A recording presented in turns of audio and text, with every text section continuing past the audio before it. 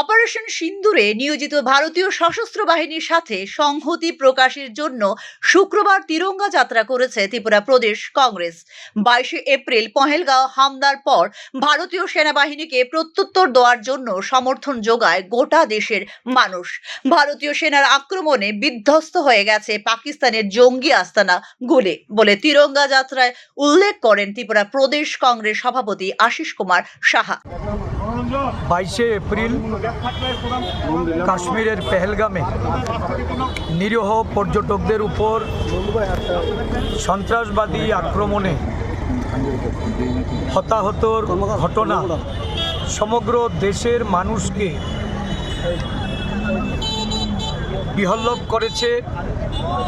মানুষ আক্রোশে ফেটে পড়েছে। দেশের সরকার এবং সেনাবাহিনীকে এই ঘটনায় সন্ত্রাসীদের উপর সমুচিত জবাব দেওয়ার জন্য দেশবাসী ঐক্যবদ্ধভাবে সেনার সমর্থনে এগিয়ে এসছে। সরকারকে পদক্ষেপ গ্রহণ করার যে দাবি সারা দেশ জুড়ে সোচ্চার হয়েছে, ভারতীয় সেনারা তার জবাব দেওয়ার লক্ষ্যে গত দুদিন ধরে সমগ্র পাক অধিকৃত কাশ্মীর সহ পাকিস্তানের অভ্যন্তরে যে জঙ্গি ঘাঁটি, সেই ঘাঁটিকে লক্ষ্য করে সেখানে আক্রমণ সেনেছে এবং এই আক্রমণে জঙ্গি ঘাঁটি বিধ্বস্ত। সেনার এই শৌর্য এবং প্রত্যয় আবারও একবার বিশ্ব দরবারে প্রতিষ্ঠিত করেছে ভারতকে। ভারতীয় সেনাকে অভিনন্দন জানাতে তেরঙ্গা পতাকা সহযোগে জয় হিন্দ যাত্রা বলে জানিয়েছেন প্রদেশ কংগ্রেস সভাপতি। সেনাবাহিনীর এই বীরত্বের এই ভূমিকা, তাদেরকে আমরা ধন্যবাদ জানাই।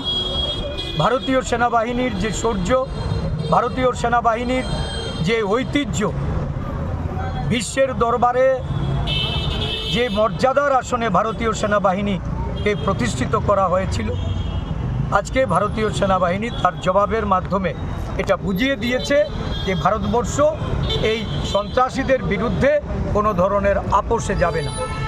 আমরা গর্বিত বোধ করি। জাতীয় কংগ্রেস সারা দেশব্যাপী আজকে সেনাবাহিনীকে অভিনন্দন জানিয়ে সেনাবাহিনীর দায়িত্ব কর্তব্য পালনে এখনও ভূমিকাকে আমরা সালাম জানিয়ে তাদের প্রতি সম্মান হিসাবে আমরা জয় হিন্দ যাত্রা তেরঙ্গা পতাকা কাঁধে তুলে নিয়ে ভারতবর্ষের সেনাবাহিনীর পাশে থাকার এই বার্তা আমরা দিতে চাইছি।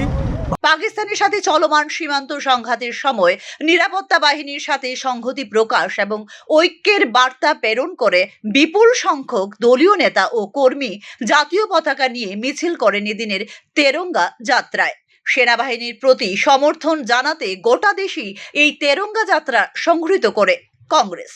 Bureau report, news now.